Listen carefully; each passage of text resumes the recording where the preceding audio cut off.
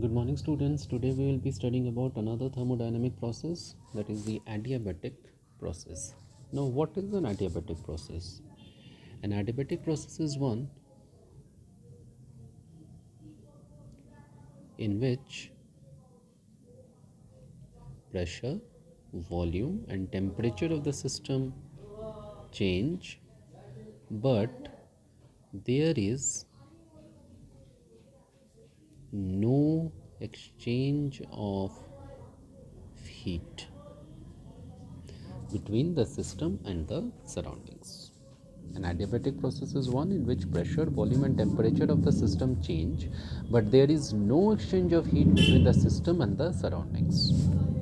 So, for carrying out adiabatic process, a perfect gas is contained in a cylinder having insulating walls, and the gas is allowed to expand or compress very quickly. How does it happen? When the gas expands, cooling will occur due to absorption of heat by the gas.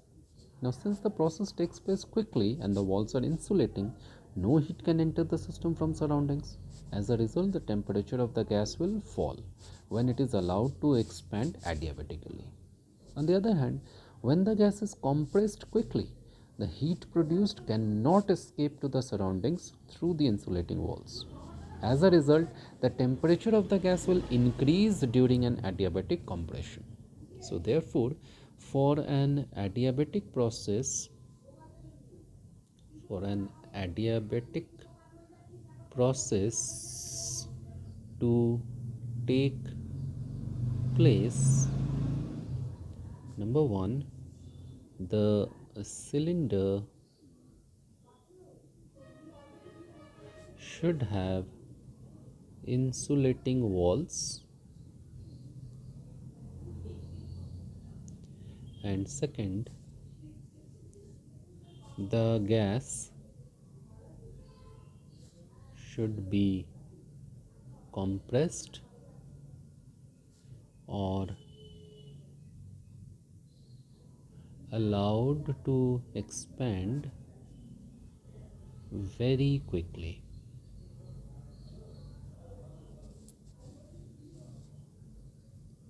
Equation of an adiabatic process. Now, for this, let us consider this particular diagram.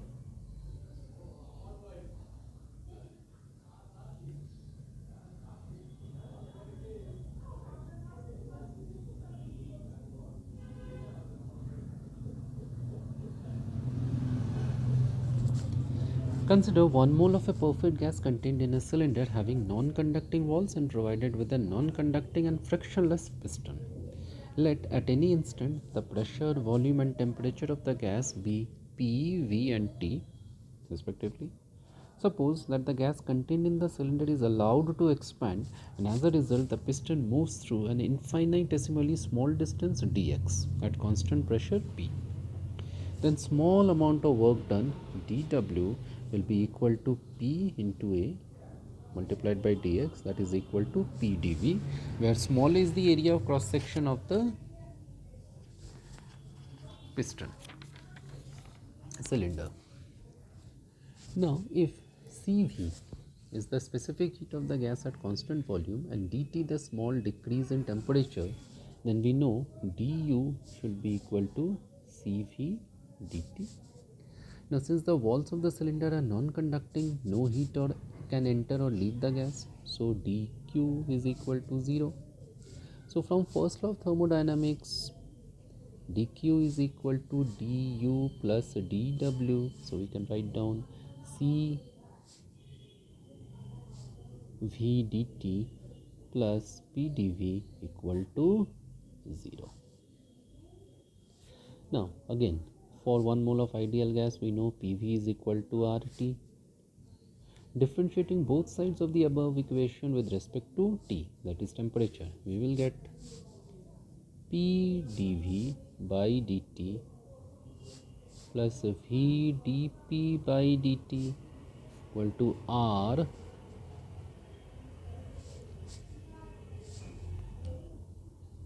on differentiating this equation PV equal to RT, we will get this expression.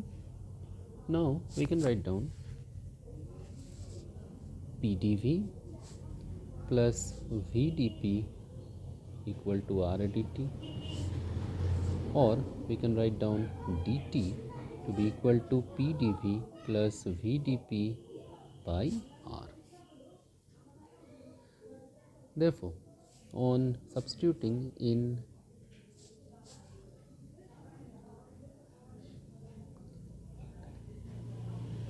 this particular equation,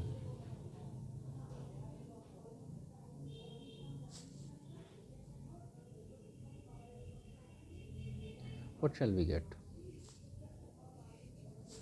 We will get CV PdV plus VdP divided by R plus PdV equal to 0. Solving this, we will get CV PdV plus CV VdP plus RP dV equal to 0. So now taking out common PdV, we will get CV plus R plus CV VdP equal to 0. Now CV plus R is Cp, so Cp into PdV plus CV into VdP equal to 0.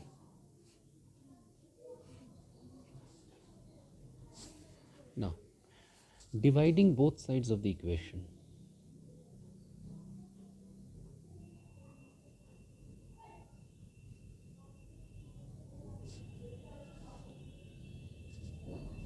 what shall we get?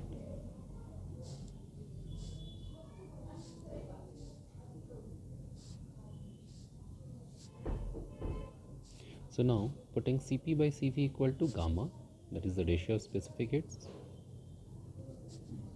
we shall get this result. Now on integrating both sides, so we'll get gamma integral dV by V plus integral dP by P, and this shall be equal to constant. Let us denote it by K. So we shall get gamma log of V plus log of P equal to K,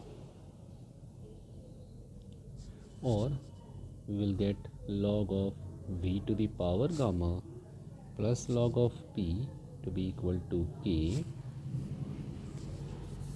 Therefore log of PV gamma equal to K, or we can write down PV gamma equal to constant.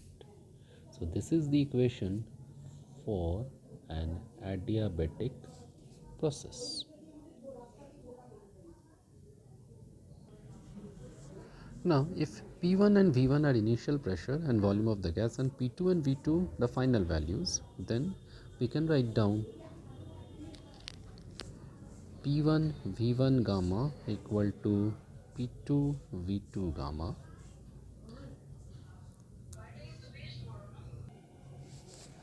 So now for a perfect gas,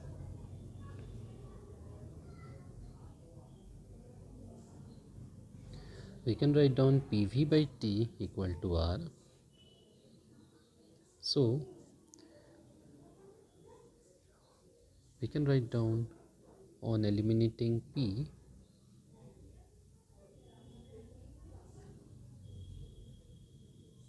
we get T V to the power gamma minus 1 equal to constant, or we can write down T1 V1 raised to the power gamma minus 1 equal to T2 V2 raised to the power gamma minus 1.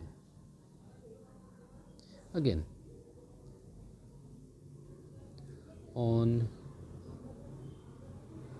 eliminating V, we can get P to the power gamma minus 1 divided by T to the power gamma equal to constant, or we can write down P1 gamma minus 1 divided by T1 to the power gamma equal to P2 raised to the power gamma minus 1 divided by T2 raised to the power gamma.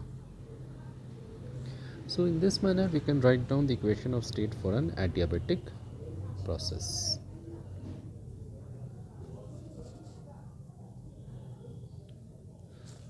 How first law of thermodynamics can be applied to adiabatic process? Now, as no heat enters or leaves the system, we can write down dq to be equal to 0. So, for an adiabatic process, we can write down 0 equal to du plus dw, which is pdv, or we can write down pdv to be equal to minus du. So, when a gas undergoes adiabatic expansion, in such a case dv and hence pdv is positive, and likewise du will be negative.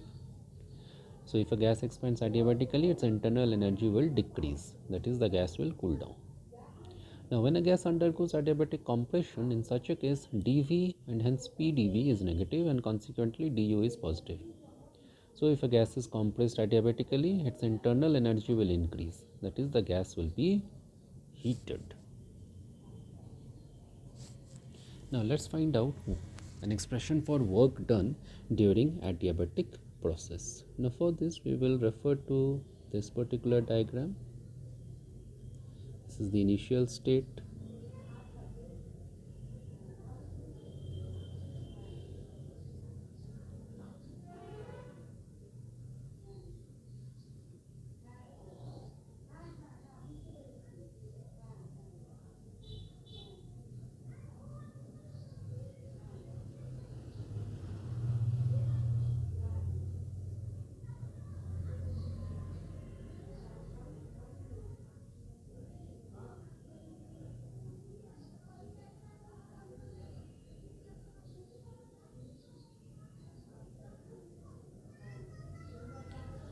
Now consider 1 mole of a perfect gas contained in a cylinder having non-conducting walls and provided with a non-conducting and frictionless piston. Let at any instant the pressure and volume of the gas be P and V respectively. Suppose that the piston moves to an infinitesimally small distance dx at constant pressure P. Then small amount of work done dW is equal to force into displacement. So that turns out to be equal to pdv, where small a is the area of cross section of the piston. So when the system goes from initial state A to final state B, amount of work done W shall be equal to integral pdv. Now as p v to the power gamma is equal to constant, so we can write down p to be equal to k v to the power minus gamma multiplied by constant k. So now we can write down adiabatic to be equal to integral v1 to v2 k times e to the power minus gamma into dv. So that will come equal to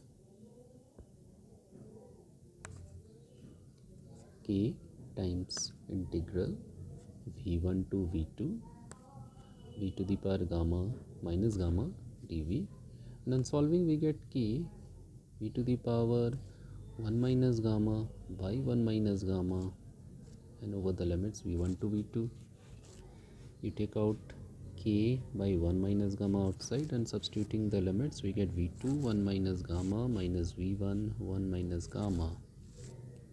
So now this turns out to be equal to 1 by gamma minus 1. We can interchange the terms, so it becomes k times v1 1 minus gamma minus k times v2 1 minus gamma, as p1 v1 gamma is equal to p2 v2 gamma, that is equal to constant. So therefore we can write down W adiabatic to be equal to 1 minus gamma minus 1 times, in place of k we are writing down p1 v1 gamma into v1 1 minus gamma. Again for k we are writing p2 v2 gamma to v2 1 minus gamma. On further solving we get W adiabatic to be equal to 1 by gamma minus 1 p1 v1 minus p2 v2. Now if temperature of the system in the initial state is T1 and that in the final state is T2, then we can write down P1 V1 equal to RT1 and P2 V2 to be equal to RT2.